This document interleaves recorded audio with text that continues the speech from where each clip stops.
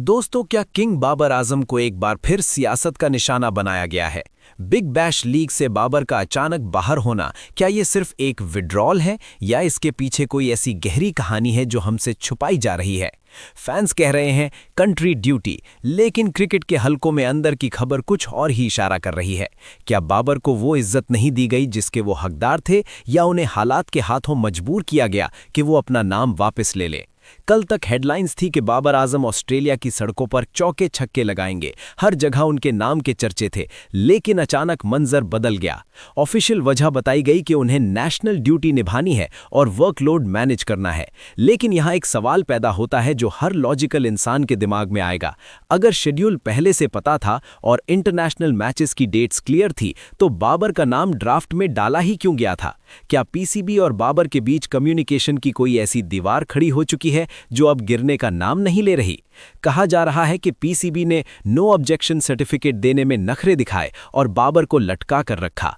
कुछ लोगों का तो साफ मानना है कि बाबर को कैप्टनसी से हटाने के बाद अब उन्हें ग्लोबल लीग से भी दूर करने की कोशिश की जा रही है, ताकि उनका इम्पैक्ट खत्म किया जा सके। सोचिए, जब दुनिया के बाकी बड़े प्लेयर्स अपनी लीग्स खेल रहे हैं, तो सिर्फ बाबर पर ही वर्कलोड का डंडा क्यों चलाया जाता है? क्या ये बाबर आजम को छोटा दिखाने की साजिश है? क्या ये बताने की कोशिश है कि बाबर, तुम अब बोर्ड की प्रायोरिटी नहीं हो?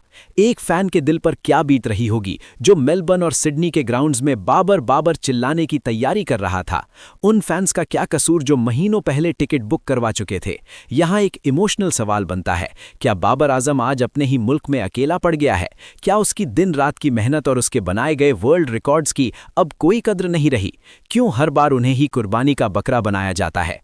चलें, थोड़ा लॉजिक लगाते हैं। पाकिस्तान का इंटरनेशनल शेड्यूल बहुत टाइट है, साउथ अफ्रीका का टूर है और फिर चैंपियंस ट्रॉफी 2025 सर पर है। लेकिन क्या एक महीने की बीबीएल बाबर की फॉर्म को बेहतर नहीं कर सकती थी? सब जानते हैं कि बाबर पिछले कुछ वक्त से स्ट्रगल कर रहे हैं। ऐसे में ऑस्ट्रेलिया की बाउंसी पिचेस पर टॉप क्लास बॉलर्स को खेलना उनके लिए सबसे बेहतरीन प्रैक्टिस हो सकती थी। तो फिर रोकने का मकसद क्या है? कंट्रोवर्सी तब और बढ़ जाती है जब हम देखते हैं कि बोर्ड के कुछ लाडले प्लेयर्स को बाआसानी इजाजत मिल जाती है, लेकिन जब बात बाबर की आती है तो रूल्स और पॉलिसी की किताबें खुल जाती हैं। लोग कह रहे हैं कि बाबर का बुरा वक्त चल रहा है, फॉर्म साथ नहीं दे रही, कैप्टनसी चली गई और अब लीग से भी दूरी। लेकिन क्या हम इतनी जल्दी भूल गए कि ये वही शख्स है जिसने मुर्दा होती पाकिस्तान क्रिकेट में दोबारा जान फूंकी थी? यहाँ एक और कड़वी बात सामने आ रही है। कुछ सोर्सेज बताते हैं कि बाबर आजम को बीबीएल की टॉप कैटेगरी यानी प्लैटिनम में वो वैल्यू नहीं मिल रही थी जो उनका स्टेटस डिजर्व करता था। क्या रैंकिंग्स में इतना अरसा नंबर 1 रहने वाले बैट्समैन के लिए ये इज्जत की जंग थी? क्या बाबर ने खुद को इसलिए पीछे खींच लिया क्योंकि उन्हें लगा कि उनकी कद्र नहीं की जा रही? अगर बाबर बीबीएल खेलते और खुदा न खास्ता वहां फ्लॉप हो जाते, तो क्या ये मीडिया और क्रिटिक उन्हें बख्श देते? शायद बाबर ने खुद को इस नेगेटिविटी से बचाने के लिए ये फैसला किया हो। दोस्तों, बाबर आजम का बीबीएल ना खेलना सिर्फ उनका पर्सनल नुकसान नहीं है, बल्कि क्रिकेट के उन हजारों चाहने वालों का नुकसान है जो उन्हें देखने के लिए तरस रहे हैं। पर याद रखिए, शेर जब 2 कदम पीछे लेता है तो वो लंबी छलांग की तैयारी होती है।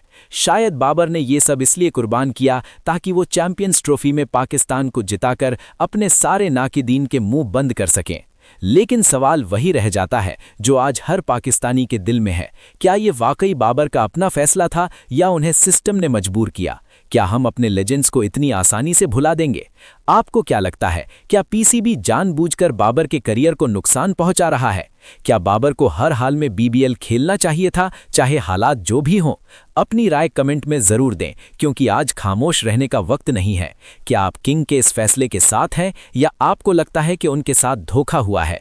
कमेंट में लिखें, आई स्टैंड विद बाबर या कंट्री फर्स्ट।